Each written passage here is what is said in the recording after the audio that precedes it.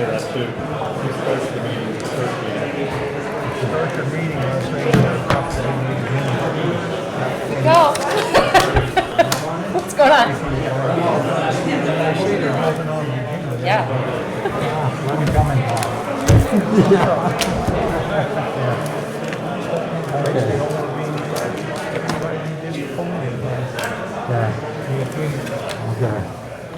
Okay, is it everything set? All right, I'm going to call the meeting of the Governance Strategy and City Operations Committee to order. And Beth, could you call the roll? Councilor Barbell? Here. Councilor Brody? Here. Mayor Reed? Present. Councilor Kelly? Here. Councilor McFarland? Councilor Gibbs? Here. Councilor Moore? Okay, before I start, for those people who are out in the entryway, if everybody has a copy of the agenda, if you don't have one, they're out there by the door, and please help yourself, and hopefully there's enough to go around. It's quite a crowd here tonight. I'm going to start with reports from department representative, and Matt, I wonder if you would be willing to start.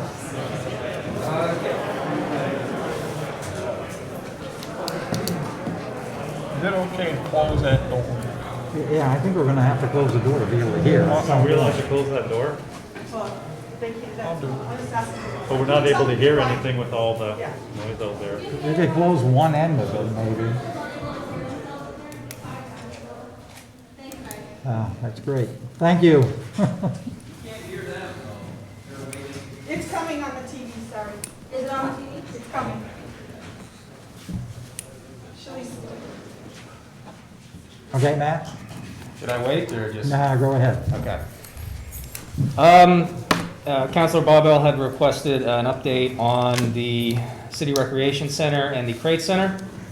As the council knows, about a month ago, we released an RFP for a third party to assume management or lease or license the use of the city's recreation center. We had interest from a number of parties. Those proposals were due this afternoon. The city did receive 2 proposals. So in the coming days and weeks, we will be reviewing them and evaluating them based on the metric that was included in the RFP.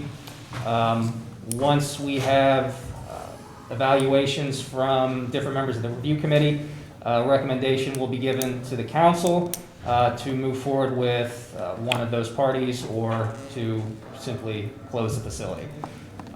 For the Crate Center, we have been in discussions with Elevate 518, whose Chief Executive Officer is here today, Steve Peters. Those discussions are ongoing.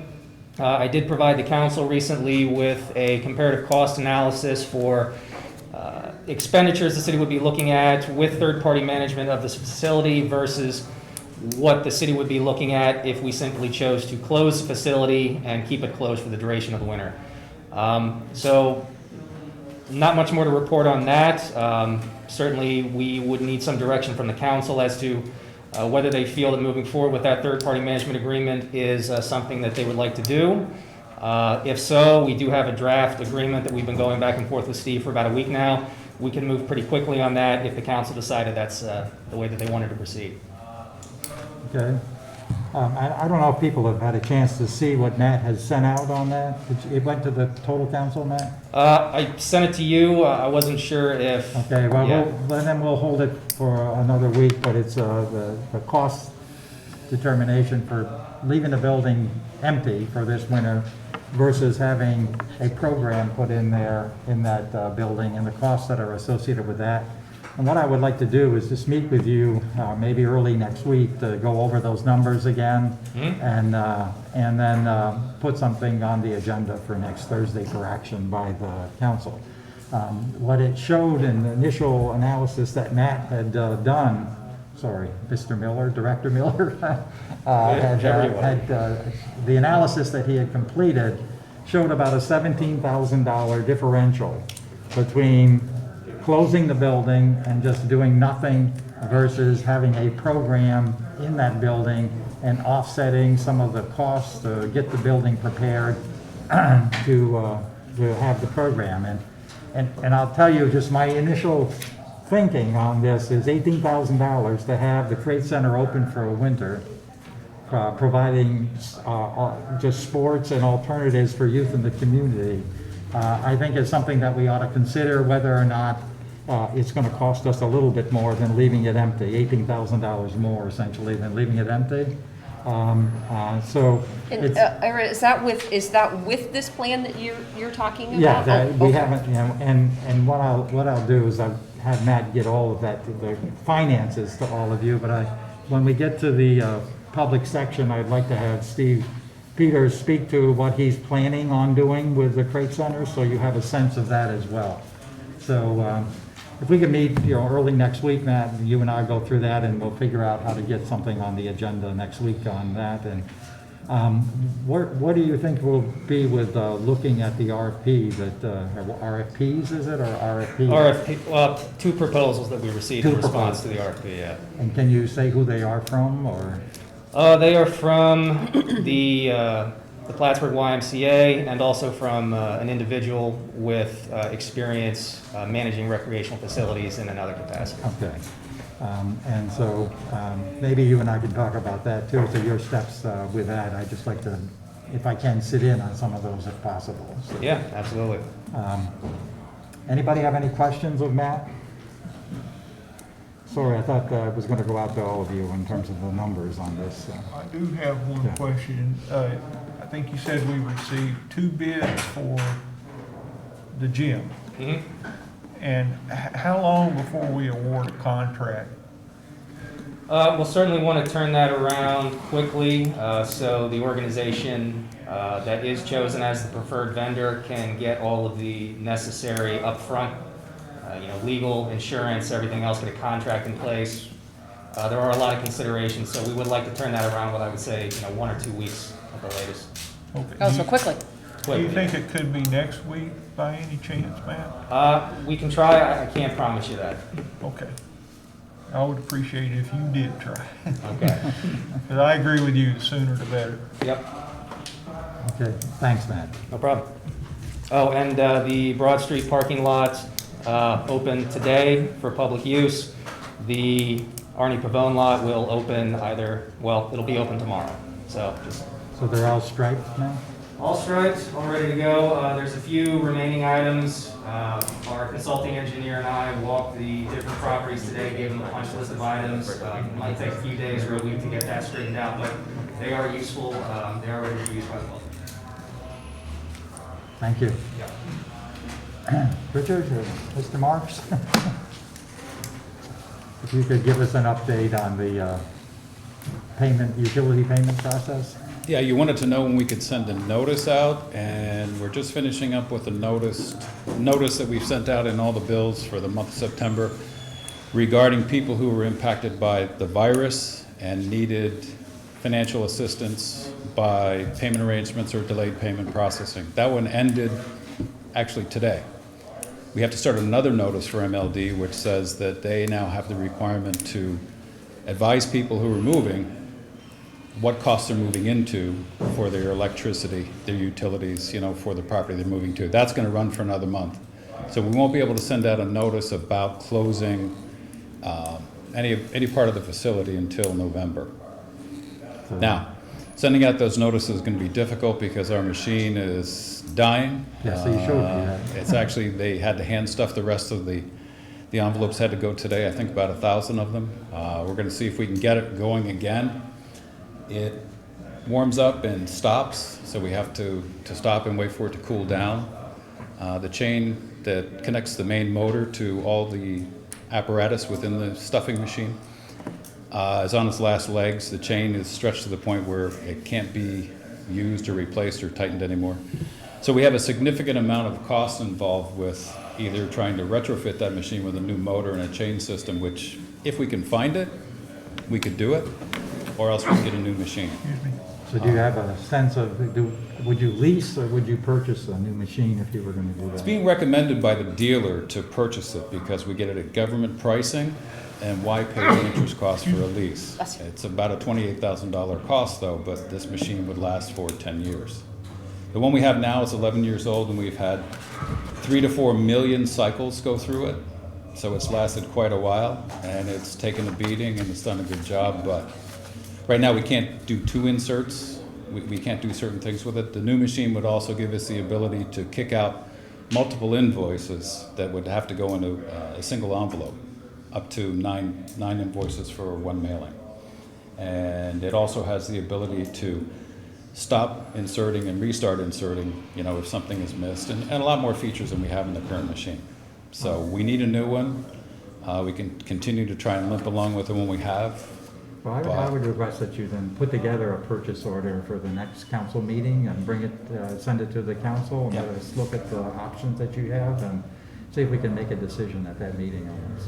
Currently, we've been budgeting $10,000 a year for leasing of a mail machine and an inserting machine.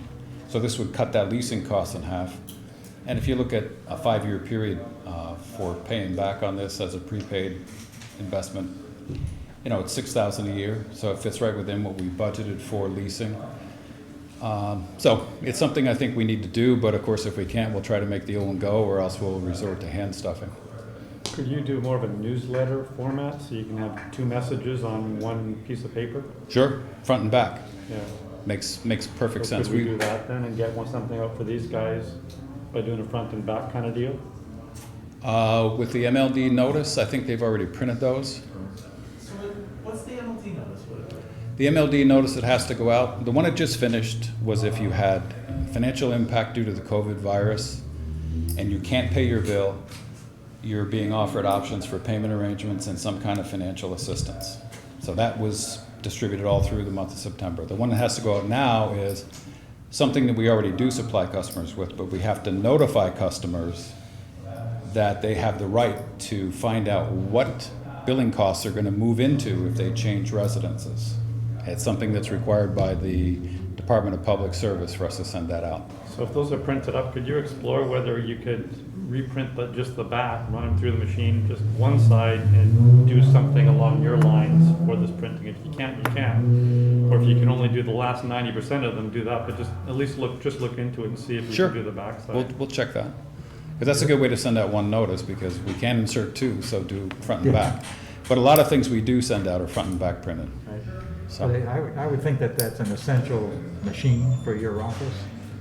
Yeah, we've discussed that a lot in the past, so I think Yeah. it makes a really good point. So Yeah. they could, Not unless we outsource the whole Right. operation, and we've looked at that, and we've gotten cost estimates on doing that, and it's more than having it done in-house. No, I was there in your office when the young lady came in saying, this is the 4th time the machine had stopped and she couldn't move forward with what she was trying to do. And it's gotten so noisy because of the tightening of the chain, they have to wear earplugs now, because it becomes deafening in there. Unfortunately. Small room, so forth, so forth. Okay. Anyway, so we'll put that notice out, and once again, that's to reduce the city's utility payment processing to make us equal with what New York State Electric and Gas does locally. Right. No local payment window, no local payment processing. You have to send it all to a lockbox. Well, where's this lockbox? Hicksville, New York, Long Island. So wait, to pay my electric bill, I'll send it to Hicksville, New York, Yeah. and then what happens with it? They put it in our bank account right down there, they meaning the processors, and they give us a file that's uploaded in minutes to post the payments. Provided you send them the coupon with your payment. If you don't, then we have to spend 3 or 4 minutes per line of your particular payment record to add that in so we can upload it. We have payment online now too, right? You can still pay online, Still pay online, and you can still sign up for auto pay. but there'll be no window downstairs that will there? No window and no Dropbox. So you can't pay cash at all? No. Now, this was not, I don't think I was here at this meeting. How much does that save your office? Initially, nothing. It's going to cost more for the lockbox processing, but eventually I think that if someone were to decide to retire or not continue working, we may be able to do without them, but not initially. Because one of the problems with doing this is we have to reopen that facility to collect property taxes. Because that's a one-time billing. You can still pay online with that or e-check it, but you can't auto-pay the property taxes, and we have to make it available for people to pay property taxes. Because people want to come and pay in person, they want to get a receipt in person. So between February and July 15th, February 15th, July 15th, it'll have to be open for property taxes downstairs, but then close the rest of the year. And when it's open, will you still be collecting, will you be able to? If people try to pay utilities, we're gonna say, nope, you have to send it to the lockbox. And you said initially that won't save you any because the lockbox increases the price. And through attrition, eventually it might save? Yes, and it's gonna take us time to get this transition going. Once the lockbox is closed, I'm sure people are gonna mail their utility payments right here. We're gonna have to contact them and say, no, you have to send it someplace else. We have to figure out what we're gonna do with those mailings. Did we forward them ourselves, continue to do that, or do we contact customers individually? Do we send them back? So we're gonna have to work out the whole process of the transition. So, It's gonna take a little time. And then also, the other prospect that's being presented to us is to have super clerks be able to handle one-stop shopping for the city of Plattsburgh. Now, we need people to be able to train them, so, laying people off and saying we're gonna train people to take on more capabilities, we need the resources first to be able to make that happen through training and establishing where this super clerk store is gonna be. but now I'm confused because you were talking about people retiring and attrition, and then you just mentioned laying people off. Well, we had 2 people furloughed, Yes. and when that happened back in May to July, in the middle of that process, we had to open the office back up again. Yeah. But we fell behind because we were lacking those 2 people for those, 3 months? We fell behind a whole month in our billing and about 3 weeks in our payment application. So we really can't afford to lose any people. But I think, there's budgeted for us to be reduced by 1 next year. So far. Now, you said if someone retires, eventually you might save money. How much money would you save then eventually? You'd save a whole person, which is probably about probably about $50,000 a year. So by moving to these remote, you said Fiscal? Hicksville. you- We're already using that, by the way. We have 2,500 payments a month being processed through there right now. So we're saying that we're gonna try and increase that volume up to about 9,000, which is the balance of what we receive here in the lockbox and by mail. Now, if we get that volume up, we're gonna be able to drive the price of the individual processing down. It's gonna cost us more to do that it costs us about 20,000 a year right now to process 2,500 payments, which when you look at that would require another whole person to be in our office.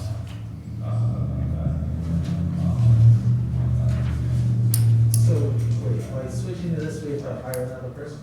No, No. But eventually you'll be able to, through attrition, someone will leave. And then you won't need to replace them? possibly not. So you're saying a $50,000 savings, but you're still gonna spend 20,000? We're already spending $20,000 a year on lockbox processing for 2,500 payments a month. That saves us 1 person right now, okay? We're trying to increase the processing to 9,000 items a month, which is the other 7,500 that come in here split between the drop box we have and mail-in payments directly to the city. If we do that, we're gonna be able to process faster. I got But it's that. gonna cost us more for gross total of lockbox fees, even though I can probably get the individual item price down for their processing. Now, when we looked at this before, when we said, okay, you're gonna do that and save a person, the net savings to the city is $2,500 a year for the lowest paid person we have right now versus the additional lockbox fees. That's what I said, I think, 2 or 3 meetings ago. But I'm saying that we can't really commit to saying we can reduce our personnel right away because it's a transitional thing to begin with. And then what are we gonna do with the training for the super clerk idea? We gotta have the resources to make that work. Okay, well, thank you, Richard. One quick Oh, question, sure. actually a comment. I had a constituent talk to me today. What is the turnaround time between the time that Hicksville receives the money and we get notification? Because he told me he paid his electrical bill 3 weeks ago, and he got this month's bill. It showed him being late for last month. That's probably a mail issue. When they receive it, it's in the bank that day and we get the file that day to upload and post to our system, and we do, every day. So it's the same day turnaround. Same day turnaround. So I'm confused, because you just said 2,500 it would save. What are you confused about? I'm sorry. All right, so you just said, if it saves us one person, we save $2,500. If we get this done to where all 9,000 items are going through the lockbox, the estimated increased cost with a lower per processing rate per item versus our $49,000 cost clerk would save us a net $2,500 a year to the general fund.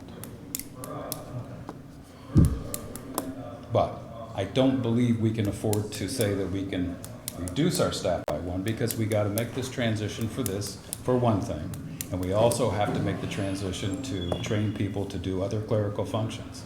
So we're going to have to, have the resources and the time to do that. Make sense?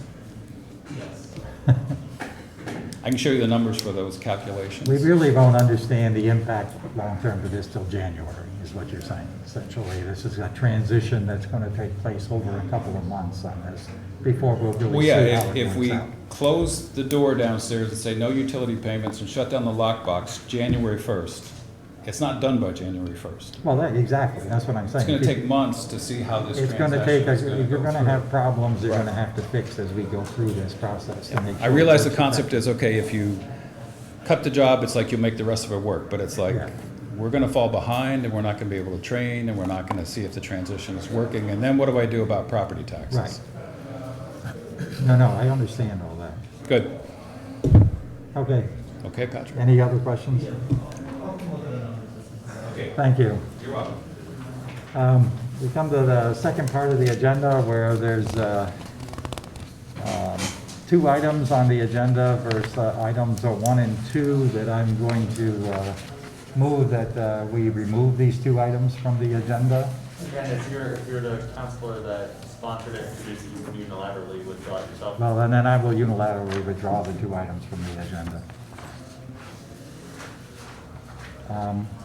Then I would move items 3 through 6 to the motion to move items 3 to 6 to the council agenda.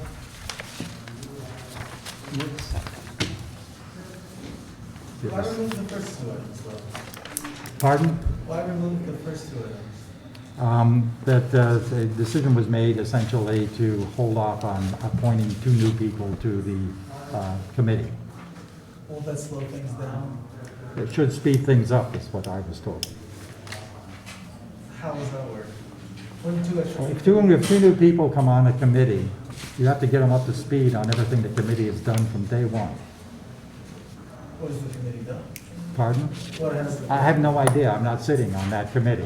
This is all I've been told, is that you have to get people up to speed, and we have a 12/31 date for that report to come to the council.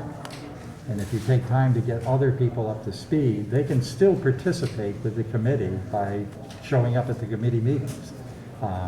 But they just won't be a voting member on the committee at this point. If at some point the committee decides they want to bring more people on board, and they can handle this, they can contact us and we can reconsider this. But this is what I was informed about. I thought the committee wanted us to replace the people that are left. Am I off on that? There was a request for us to kind of replace people on the committee. Then there were further conversations about that, and I decided essentially, after conversation with the chair, that the chair felt that this was not the right time to do that and hold off on replacing people. Okay. All right, I have a motion to move items 3 through 6 to the council. A second? Has to be Brody for you. I'll second it. Counselor Barbell? Yes. Counselor Brody? Yes. Mayor Reed? Any old business on the, before the council? Got it, any new business? Yes, there's one item I'd like you to consider to move to the main meeting. It's a contract with a financial restructuring board that I think you've all understood before. Resolved, the mayor is authorized to sign a grant contract with the New York State Department of State and all associated documents for the use of the $825,000 funding allocation previously awarded to the city by the New York State Financial Restructuring Board to assist with the cost of the city's multiple downtown parking expansion projects. So I'll move that. Second by? Mr. Brody? Mr. Brody? All those in favor? Aye. Aye. Okay. Under new business, is there any new business from the council? I would like to request at this point, rather than wait till the end of the meeting, of the council meeting, that Steve Peters, who's expressed, has been having conversations with our community development office, to give a brief overview of what he intends to do if we can move forward with the Crate Center. Steve? Thank you, Councilor Barbell, and just very quickly wanted to speak a few words here. I've been working with Mr. Miller and Mr. Schneller on a management agreement for the Crate Center, understanding that we've had not just substantial financial times, but also very difficult times with the pandemic.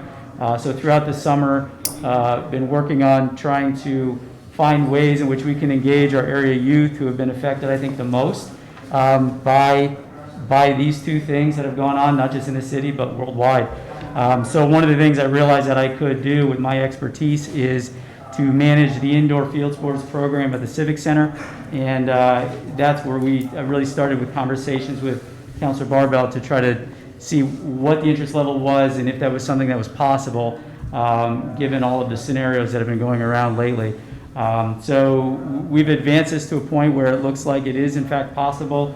I've had substantial conversations with the health department about what it is that we can do and can't do there. And the end result is, yes, we can in fact run a program. It will have some additional expenses and things, but these are all things that I think I can take on through my business of Elevate 518. And in fact, I've been doing some charity work and race timing also through that, that I think I can leverage all of that experience to make something like this happen. And so I appreciate Matt's time, I appreciate Dean's time, and Ira as well for helping put this together and be able to hopefully present it to you next week. I think it's a win-win solution, and in the end, my goal is to put something together for our anywhere from 1,100 to 1,500 people that have used that building every week in the wintertime. And this year especially, as schools are struggling with whether they can logistically put on sports or not and have activities for kids, that's something that I don't think will happen to any real substantial degree. I do think we can provide it in this facility at this time and in this manner at minimal burden to the city, and I think it's something that we should try to do. So I appreciate any questions you have. I know Councilor Barbell has my contact information, and I want to be available to you anytime, today, tomorrow, next week. If there's any questions you have or uncertainties or things that we can clear up, I'd be happy to do that. So Could you just give just briefly, what are the types of activities that will take place at the Crate Center? Sure. So the Crate Center has been home to an indoor field sports program since the early 2000s, and we would put on various soccer leagues, flag football leagues for adults, kids. Lacrosse gets in there substantially. We've had baseball for youth actually in that building every now and then. And so it has worked out very well for all of those groups. There's no secret as to why soccer especially. We've always got a team from our region representing the region at a state championship. This is one of the reasons why I don't want that momentum to end even in the short term. And I find myself personally in a position where I can contribute to that success, and I'm hoping you'll allow me to do that if the terms work out in our favor. So that's my motivation and something I want to do. Thank you, Steve. Sure. Thank you, guys. Thank you. I'll entertain a motion to adjourn the subcommittee meeting. All those in favor? Barbell? Yes. Councilor Yes. Brody? Yes. Mayor Reed? Yes.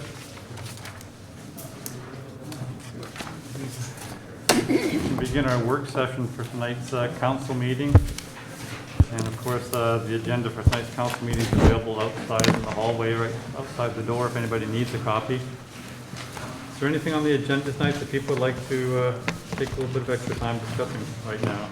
Have any questions answered? Well, I don't have anything on the agenda, but I have this, I just had a very quick question. I have this bill from the building inspector's office for the zoning board bill. So I'm assuming that this is exactly what we had agreed upon, Dean? This is the bill for what we agreed upon last week? I don't know what you're looking at, so I can't see. Okay, so I'm gonna pass it down. I just want to make sure before I sign it. Yes, I just want to make sure before I sign it, it's what we had agreed upon. And we've already paid 20. We sent them 20,000 this week because they demanded to have it before the end of September, or else they were going to give us problems. So they've gotten that advance, and this is approving the rest of the billing. They can go up to 26,000 and that $20,000 payment as well.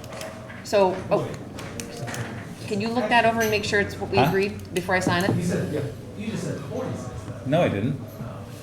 So this approves the 20,000 that we sent them in advance this week and the balance of the 6,000 that they're going to plan to spend. Okay? We had to send them the 20 in advance because they told Dean they were going to give us legal problems if we didn't get it to him by the end of the month.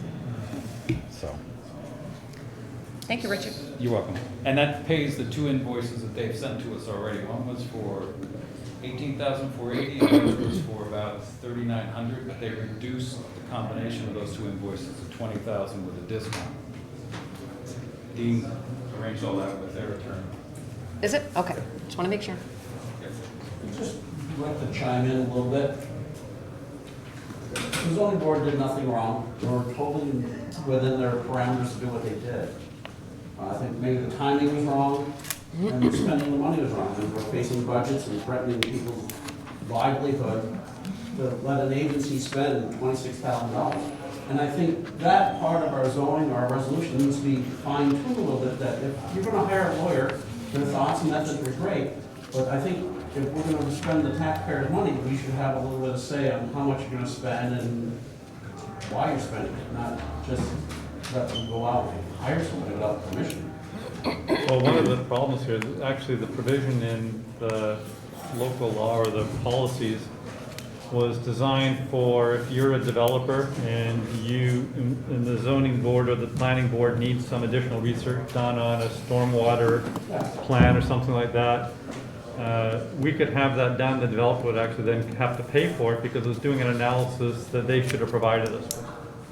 So that's the provision. That change was made by the council a few years ago. It was designed really around engineering services. Unfortunately, in this case, the city has become the developer for these properties, so when they hired somebody to challenge our legal people, they were hiring their own legal people to challenge our legal people, and then billing it to the developer, which was us.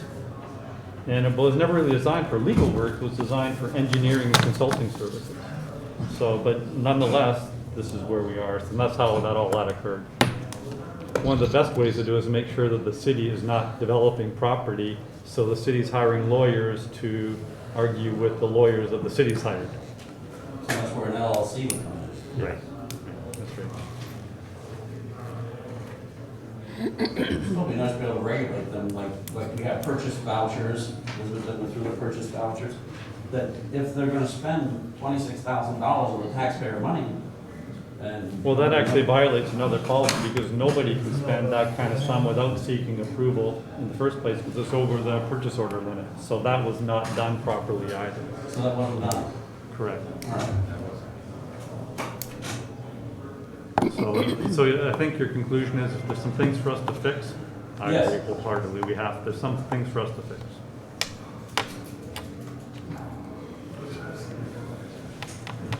Any other, did that resolve your question? It does. I just wanted to make sure it was accurate before I signed it. It's right here, so I'm gonna pass it back down.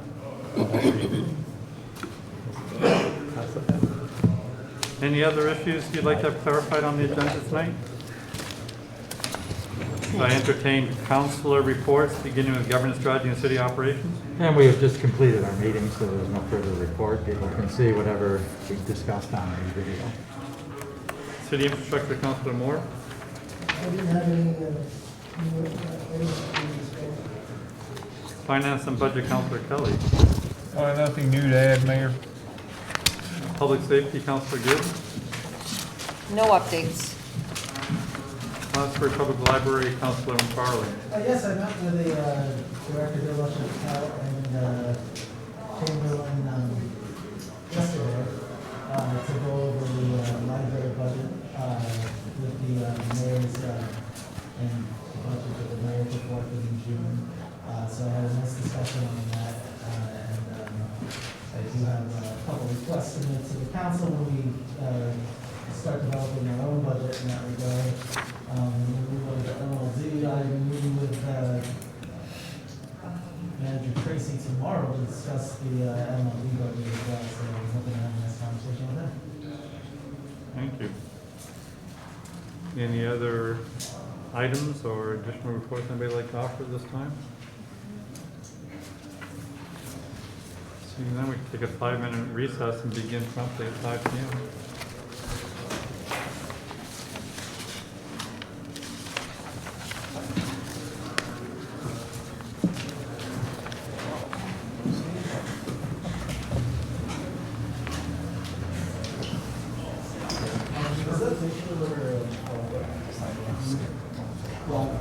So Ira, you did call these two people, right, to let them know, or email them? Okay.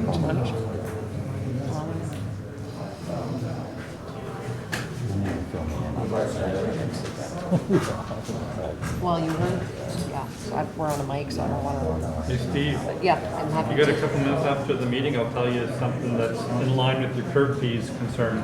Okay. Your exempt property concern. Depends on how long we run. Well, I can tell you now. Let's just slide off in the side room here for a couple minutes. Kelly, could we get by you just to go in here?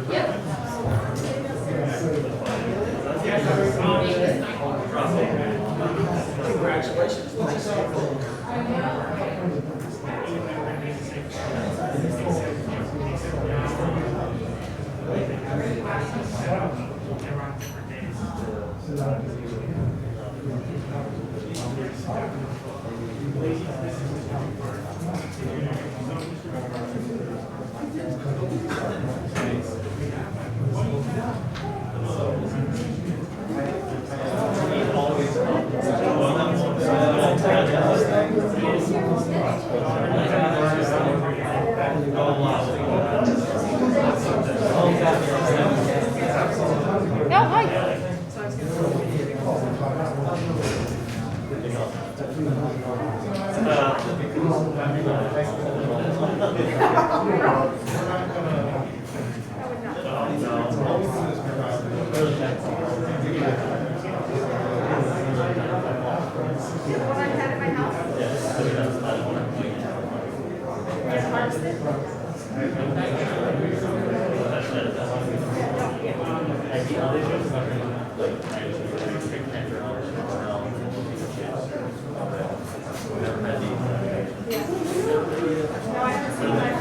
Yeah, remember, I should take a picture of all these things. But when I went to, I go to that area where I'm first, I go, yeah, that's the one.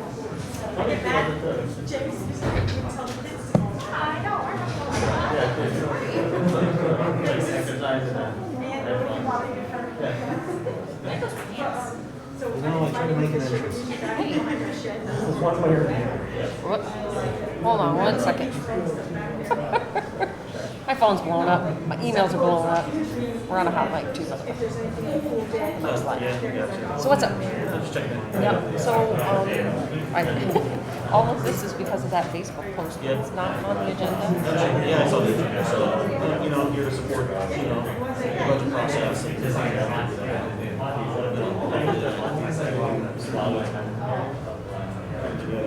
Whatever's gonna happen next, I don't know what's gonna happen next. You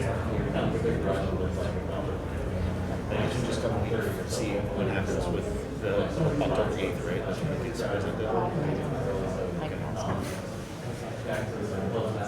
He's committed, him and Jeff.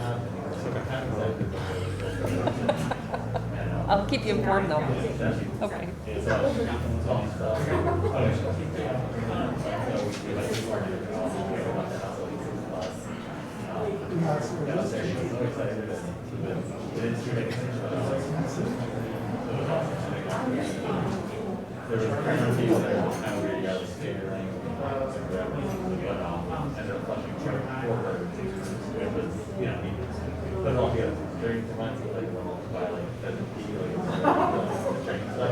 So like he loved the smell and like halfway through he was and it was like he was yeah, he was really was friendly kind of like but he was very thorough. So like then after that he went to his car And they go like, sir. yeah, no, he was like really more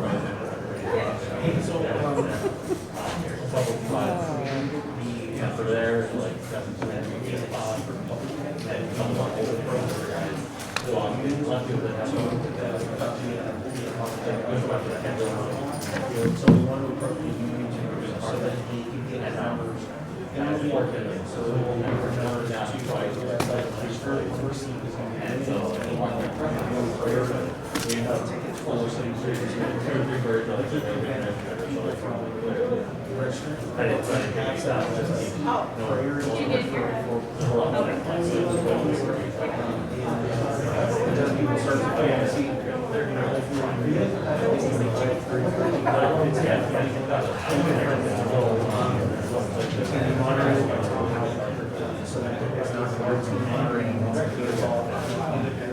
So did you go actually?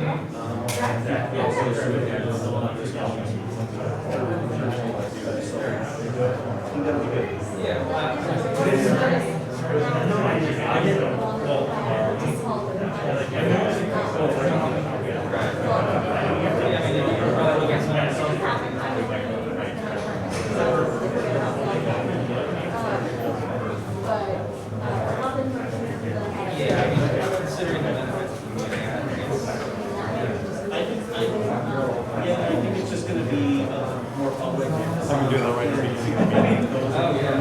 And our conversation, like I said, different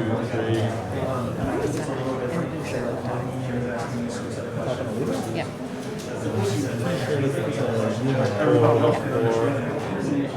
Hey, Ira, can you get the two counselors in here? Yeah, that's right, a more holistic view. No, not you. Can you drag two more counselors in here when we begin the meeting? Brody's in the bathroom. Specific union. So I think it's a chance for also people who might not participate in the union, who like, they might be members, but not like unions like that. But that's also coming and participate, you know, who are How's everything going? whether they support or not. Busier than busy? My phone is blowing up. Blowing up. Texted, messaged, phone call. I guess we'll begin. email. Let's begin the common council meeting for tonight with the Pledge of Allegiance, please. I pledge Allegiance to the flag of the United States of America, and to the republic for which it stands, one nation, under God, indivisible, with liberty and justice for all. roll call, please. Mayor Reed, Present. Council Barbell. Here. Council Kelly, Here. Council Gibbs, Here. Council Brody, Here. Council McFarland, I'm here. Council Moore, Council Moore. In lieu of my mayor's comments, I'd like to use my time it's my great honor to pass down an appointment. Mayor hands down the appointment of Timothy Blatchley to the office of full-time city court judge effective January 4th, 2020. 2021, said term to be in accordance with the provisions of section 2104B3 of the Unified City Court Act, and thank you and your family very much for serving as the assistant judge so ably and training for this position for the last few years. You've done an admirable job. And this would require roll call. Council Barbell, Yes. Council Kelly, Yes. Council Gibbs, Yes. Council Brody, Yes. Council McFarland, Yes. Council Moore, Yes. And I'd come and shake your hand, but in these times I'll forego that. But thank you for your service, and I look forward to your tenure on the court. Thank you, Mayor. Thank you, Council Moore. You bet. Please continue. Resolved that the minutes of the regular meeting of the Common Council held on September 24th, 2020 are approved and placed on file among the public records of the city clerk's office. Moved by Councilor Bodie, second by Councilor Kelly. Discussion? All in favor? Aye. Aye. Opposed? Passed. Resolved that the payrolls of the various departments of the city of Plattsburgh for the week ending September 30th, 2020 in the amount of $56,424.16 are authorized and allowed, and the mayor and the city clerk are hereby empowered and directed to sign warrants drawn on the city chamberlain for the payment thereof. Moved by Councilor Moore and second by Councilor Barbell. Discussion? All in favor? Aye. Opposed? Passed. You've offered your reports. Are there any additional reports you'd like to offer this time? Seeing none, resolved the reports that are listed are hereby ordered received, and any written reports are placed on file among the public records of the city clerk's office. Moved by Councilor Gibbs and second by Councilor Barbell. Discussion? All in favor? Aye. Opposed? Passed. No correspondences or recommendations from boards at this time. Please continue. Resolved that the bills ordered by the Common Council for the week ending October 2nd, 2020 in the amount of $675,388.06 are authorized and allowed, and the mayor and the city clerk are hereby authorized and directed to sign warrants drawn on the city chamberlain for the payment thereof. Moved by Councilor Moore and second by Councilor Kelly. Discussion? All in favor? Aye. Aye. Opposed? Passed. This time in the meeting, I'm sure everybody's got a copy of their agenda in front of you. We'd like to have anybody who'd like to come and speak on any items on the agenda tonight to please come forward and address the council.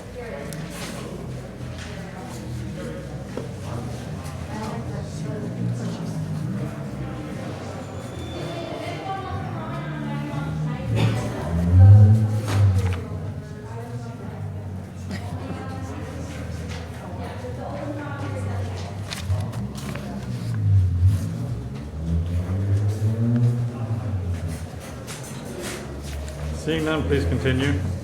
I believe the Items next... 7A and 7B were removed by Councilor Barbell during the committee meeting, so we continue with item 7C. I'd like to waive the reading of item number 7C and make the resolution. Moved by Councilor McFarland, second by Councilor Gibbs. All in favor? Aye. Opposed? Passed.